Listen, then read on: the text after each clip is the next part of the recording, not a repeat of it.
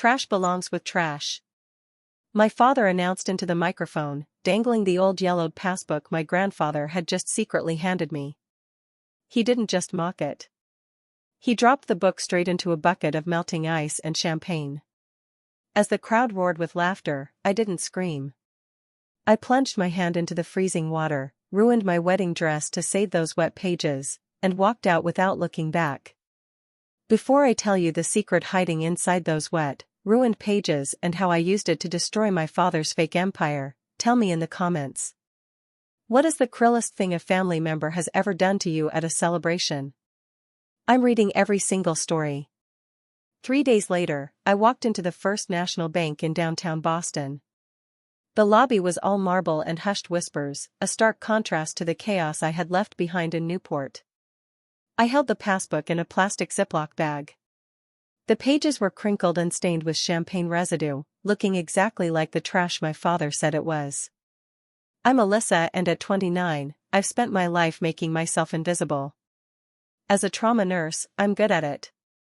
I know how to fade into the background while doctors scream and patients bleed. I know how to hold secrets. But standing there in my thrifted coat, waiting for the young teller to stop typing, I felt exposed.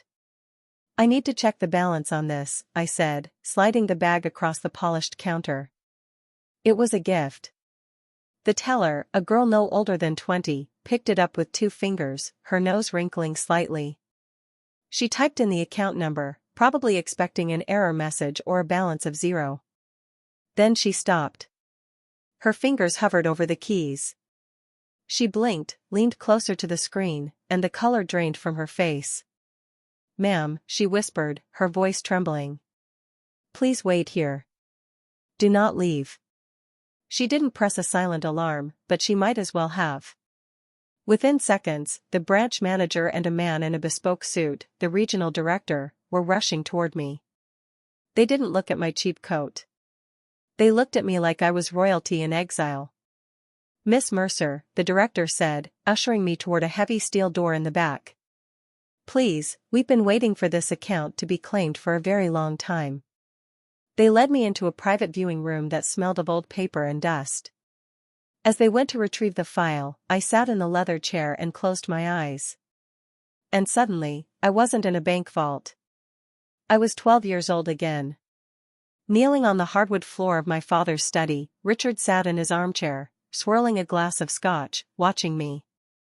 He had spilled it on purpose. I knew he had, but the rule was simple. Girls clean, boys conquer. Hunter was on the sofa, laughing at a video game, his feet propped up on the table I had just polished. "You missed a spot, Alyssa," Richard said softly. He didn't yell.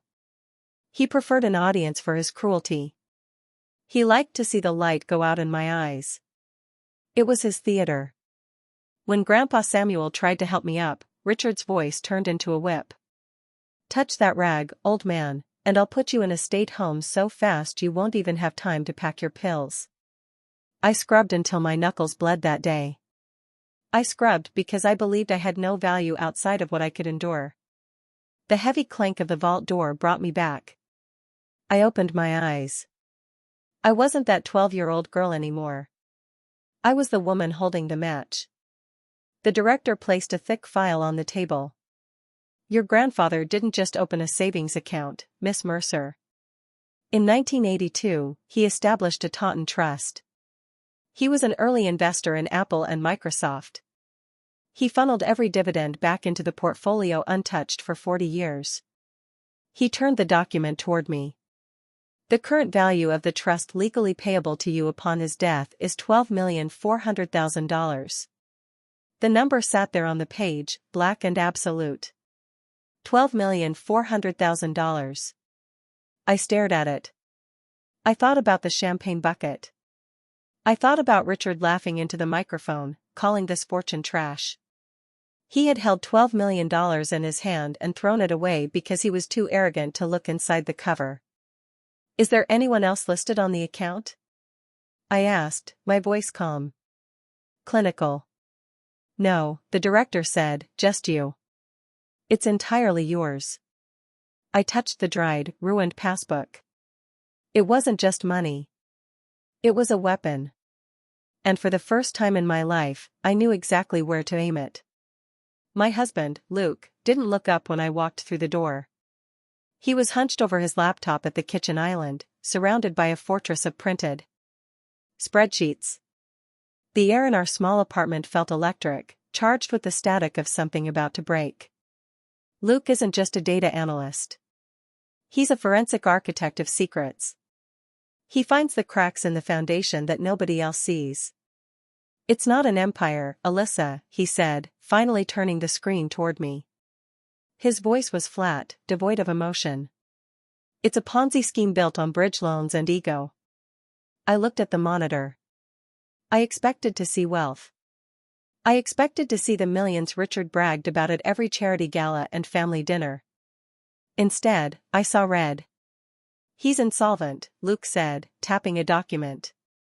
The mansion in Newport foreclosure proceedings started 3 weeks ago. The family trust he claims to manage, it's empty. He's been moving the same $50,000 between 6 different shell accounts to make it look like he has liquidity. And here's the kicker. He's being audited. The IRS sent him a notice of deficiency last month. I stared at the numbers. The man who had thrown my grandfather's legacy into a champagne bucket wasn't a titan of industry. He was a drowning man flailing in a sea of debt. He didn't just want money. He needed it to stay out of federal prison. My phone rang. It was him. I put it on speaker. Luke stopped typing. Alyssa. Richard's voice filled the kitchen. There was no apology, no hesitation, just the brash confidence of a man who believed he still owned the world. I've been thinking about that shack your grandfather left you. The cottage. What about it? I asked. My hand rested on the table to steady the tremor, but my voice was ice. I'm going to do you a favor, he said. I've spoken to my real estate attorney. We can liquidate it quickly. I'll handle the sale, get you a fair market price, and invest the proceeds into the family business so you actually get a return. You're a nurse, honey. You don't know the first thing about property taxes or maintenance. I'm trying to save you from a headache. He wanted the cottage. It was the only tangible thing Samuel had left me besides the passbook. It was worth maybe $300,000. Peanuts to a billionaire, but a lifeline to a desperate fraudster. I'm not selling, Dad, I said. The line went silent. Then the mask slipped. You listen to me, he snarled, his voice dropping an octave. That old man was mentally incompetent when he signed that deed. I have witnesses ready to testify that you manipulated a senile geriatric into signing over family assets. If you don't sign that transfer paperwork by Friday, I will sue you for elder abuse. I will drag you through probate court until you're bankrupt. Do you understand me? You're out of your depth, Alyssa. He wasn't protecting me. He was hunting for liquidity. Any asset he could seize, sell, and funnel into his black hole of debt. I understand perfectly, I said. Good. I'll have the paper sent over. The line clicked dead. I looked at Luke. He wasn't scared. He was smiling, a cold, sharp smile that matched the feeling rising in my chest. Richard thought he was bullying a helpless daughter. He didn't know he had just handed us the blueprint to his own destruction. He was desperate, and desperate men make mistakes. I waited 24 hours before calling him back. Silence is a powerful amplifier. It lets the desperation breed. Luke and I spent that day not in panic, but in preparation. We didn't hire a lawyer to fight the sale of the cottage. We hired a graphic designer to forge a portfolio of investment documents. When I finally dialed Richard's number, I put on the performance of my life. I didn't summon the confident woman who had walked out of the bank vault. I summoned the 12-year-old girl terrified of spilling scotch. Dad, I whispered when he picked up. I let my voice tremble. I'm sorry I hung up. I didn't know what to say. You should be sorry, he snapped. But the edge was duller. He was listening.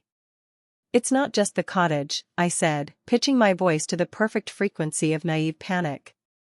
I went to the bank, the passbook. It wasn't empty. The line went dead silent. I could practically hear him doing the mental calculus. How much? He asked. The greed leaked through the phone like oil. $12 million.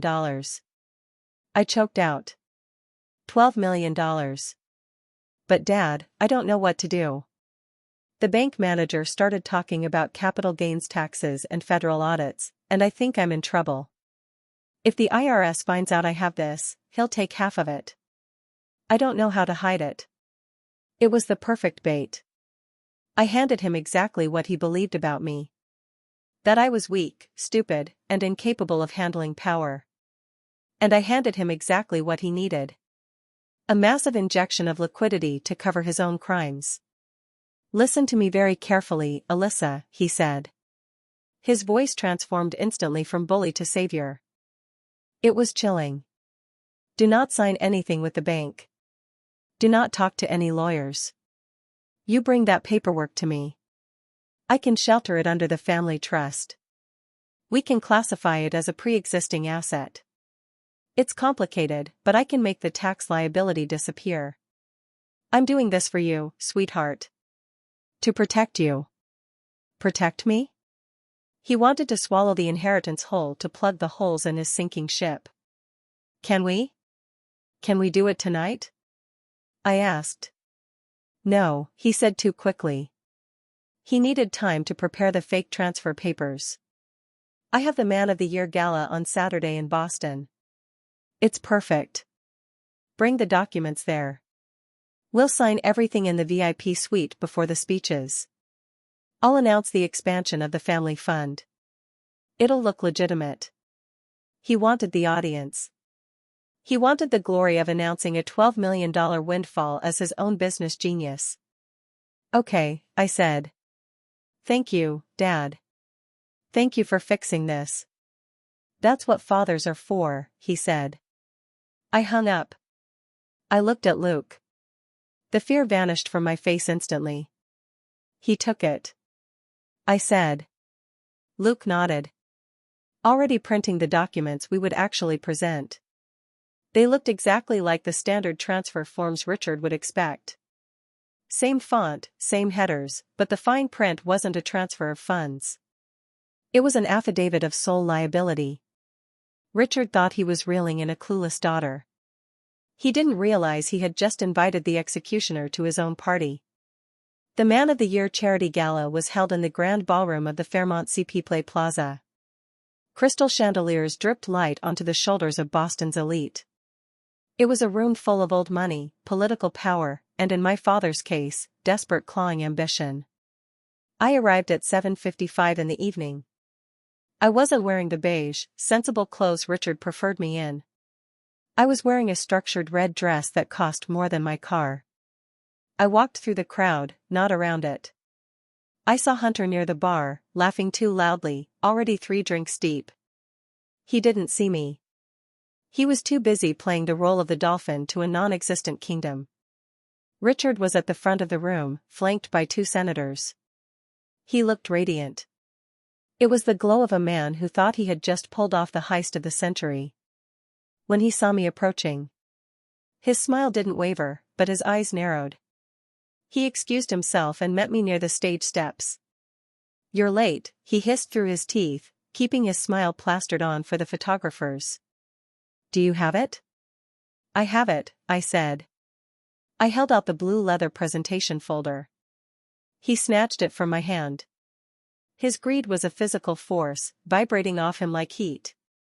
Is it all there? He asked. The transfer authorizations, the power of attorney. It's all there, Dad. Just like you asked. It puts the entire $12 million under the control of the family trust.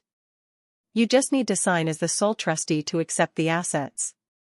He opened the folder. He didn't read the clauses. He didn't check the definitions. He just saw the signature line. A smart man would have asked why the document was titled Affidavit of Historical Management and Sole Liability. A smart man would have wondered why the dates listed went back 20 years, linking him retroactively to every shell company listed in the appendix. But Richard wasn't smart. He was arrogant. He believed so fully in his own dominance that he couldn't conceive of a world where I was the threat. He pulled a Mont Blanc pen from his pocket. "You did the right thing, Alyssa," he said, scribbling his signature with a flourish. Finally, he handed the folder back to me, dismissive, already turning his attention to the podium. "Go find a seat in the back," he ordered. "I have an announcement to make." He bounded up the stairs to the stage. The room quieted. The spotlight hit him. I didn't retreat to the back. I moved to the side, photographed the signature page, and hit send 3 miles away. Luke received it, attached it to the whistleblower complaint we'd finalized days earlier, and uploaded it to the DOJ's secure portal. Moments later, Richard took the microphone. "Ladies and gentlemen," he announced proudly. "Tonight, we launch a historic expansion of the Mercer Family Foundation. A $12 million investment in this city's future." He was confessing in real time. In front of 500 witnesses. He claimed ownership of funds I had just tied to 2 decades of tax fraud. He thought he was unveiling his legacy. He was reading his own Miranda rights. My phone buzzed. "Received IRS confirmation code 99 Alpha. It's done." Richard was still smiling when the 60-foot LED screen behind him flickered.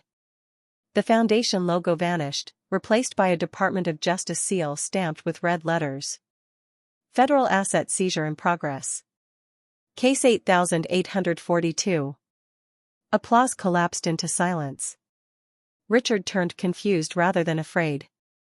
His mind rejecting a reality that didn't match his script. That was his fatal flaw. Not ignorance, but entitlement. He never believed someone he dismissed as insignificant could build a trap big enough to hold him. The ballroom doors burst open. 6 IRS CID agents swept down the aisle. Richard Mercer, the lead agent, ordered. "Step away from the podium." Richard clutched the mic. "Do you know who I am?" "We do," the agent replied. "You're the sole trustee who signed an affidavit accepting responsibility for 20 years of unreported offshore accounts." Richard spun toward me. "She tricked me, my daughter. Save it for the grand jury." Handcuffs snapped shut. Cameras flashed as he was led away. Stripped of grandeur, reduced to a man in a rented tux. I thought it was over. It wasn't. The VIP suite door slammed. The lock clicked. Hunter stood there sweating, purple-faced, frantic. "You ruined everything," he hissed. "It was already ruined," I said. "The money never existed." He grabbed a serrated steak knife. This wasn't strategy anymore. It was raw instinct, the moment when the illusion of family collapses and desperation shows its teeth. Luke stepped in front of me. "Open the door, Hunter." Hunter lunged. Luke caught his wrist, twisted, and the arm snapped. The knife skidded across marble. When agents forced the door open, my brother was sobbing, not from pain, but from irrelevance. That was 3 weeks ago. This morning, Newport smells like salt and fresh coffee. I'm sitting on the porch of my cottage mine. I fixed the roof, cleared the ivy, made it a home. Richard was denied bail. His assets are frozen. His empire liquidated. Hunter took a plea. No inheritance awaits him, only work. I burned the affidavit on the porch. I don't need it anymore. The IRS and DOJ already have everything that matters. This page was just the fear I used to carry. Luke sits beside me. The trust transfer is complete. It's all yours. What do you want to do with it? I look at the ocean. $12 million. Nothing. I say, let it grow. I'm still a nurse. Still Alyssa. The money isn't power. It's protection. Family isn't blood. It's who stands with you when the vault opens.